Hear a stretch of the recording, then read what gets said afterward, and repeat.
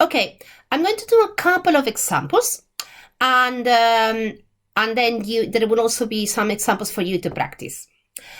How would I calculate the oxidation state of all the atoms in those compounds? So remember, the oxidation state is not per compound, it's per type of atom. So first of all, I identify how many atoms I've got, how many different atoms I've got in the compound, different types of atoms, I have in the compound H2O. Well, I've got the oxygen and I've got the hydrogen. So I look at the oxygen first, and it's not part of the compound peroxide. Remember that for that it will have to be H2O2, hydrogen peroxide, for example, and it's not on its own with other atoms of the same type, like it would be in the compound O2. It is attached to the hydrogen, and typically the oxidation state, except in those two extra cases, is -2. And then I look at the hydrogens. Typically hydrogen has an oxidation state of +1, except when it is making a hydride with metal ions, specifically or mostly group 1 and group 2 metal ions, and that's not the case. It's attached to the oxygen, so the oxidation state of the hydrogen is +1. And then I do a little bit of calculation just to make sure that the numbers are correct and they add up to the charge of the molecule, which should be 0. So I've got one oxygen that has an oxidation state of -2, and I've got two hydrogens, and each of them have an oxidation state of +1. And yes, that adds up to 0, which is the charge of the molecule. Well, it's a neutral molecule. So these are the oxidation states of oxygen and hydrogen in the compound H2O. P4 is phosphorus, yellow phosphorus, I think it is. Okay, phosphorus is attached to other atoms of phosphorus. There are no other elements in that compound. So it's an atom that, well, it's not on its own, it's attached to other atoms of the same element. So the oxidation state, as I've learning in the rules, is 0. It doesn't mean that it has 0 electrons. It means all those phosphor atoms do not have more or less control of the electrons. They're all sharing them equally. So the oxidation state is 0. I go to the compound sulfur dichloride, SCl2, and identify I have two different elements, sulfur and chlorine. And then I look and I see, okay, I don't have any rule for sulfur. That is so it's a bad place to start with. But I do have some rules that I remember for chlorine. I remember that for chlorine, typically, except when it's attached to oxygen, the oxidation state is -1. In this case, it's not attached to oxygen, and it's not on its own, making a compound only with other atoms of chlorine. It's making a compound with the sulfur. So the oxidation state is -1.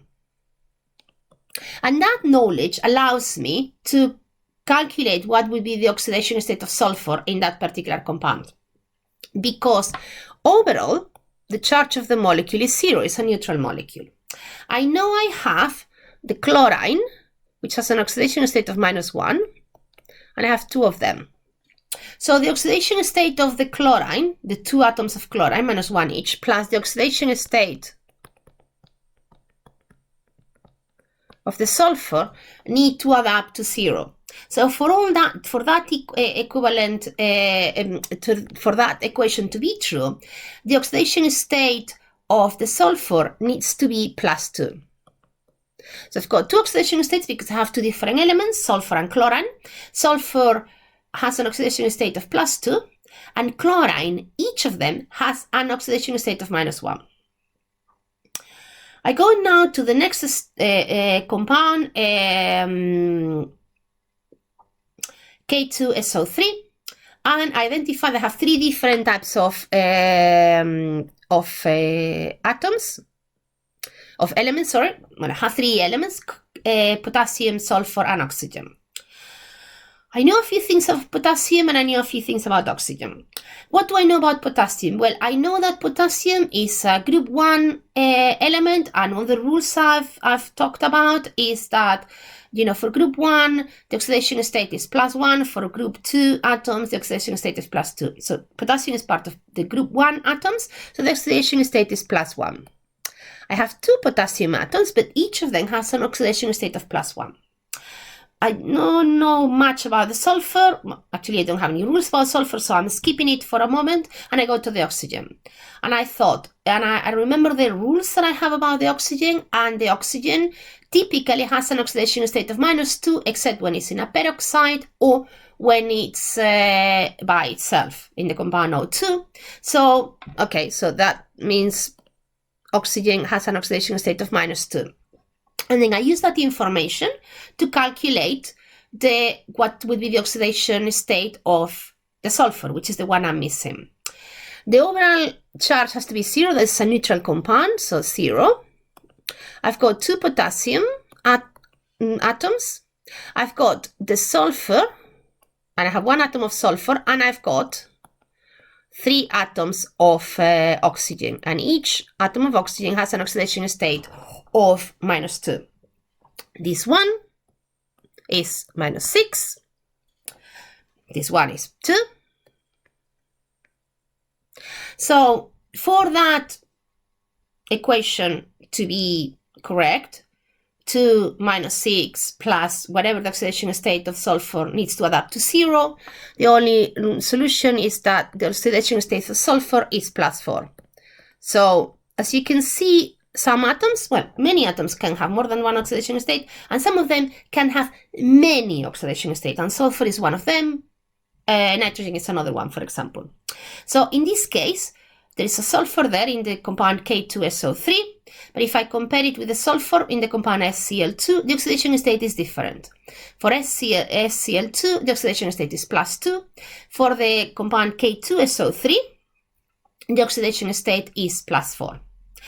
And I go and look at the final compound, and it's the one that is an ion. It's an anion. All the others are neutral compounds. This one is a fragment. It's an anionic polyatomic anion. It's the anion sulfate. So I look at the sulfate, and I think I have 2 different elements, sulfur and oxygen. And I think, okay, well, I don't know anything about sulfur, and my previous experience with sulfur tell me that it could have almost any oxidation state that I can think of, so I will park it for a second, and I look at the oxygen, because I know things about oxygen. I know that unless it's a peroxide or unless it's on its own with another atoms of oxygen, which is not the case, it's part of the fragment SO4 2-, the oxidation state is -2. So oxygen in this compound has an oxidation state of -2, which is a fairly typical of what it normally has for oxygen. And now to calculate the oxidation state for sulfur, I need to work out, well, what it needs to be to make that anion an overall charge of -2. So now the overall charge of this fragment is not 0 anymore. That's not a neutral, compound. That's an anion. The overall charge is -2. 2-, sorry, there is a fragment of the molecule that we are not seeing. The slide is not showing us. So -2. That is to equal to whatever the oxidation state of the sulfur and whatever is the oxidation state of the oxygen, -2, and the fact that I have 4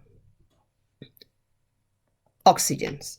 So I've got each oxygen has an oxidation state of -2 because it's per atom. So oxygen has an oxidation state or -2, but I have 4 atoms of oxygen.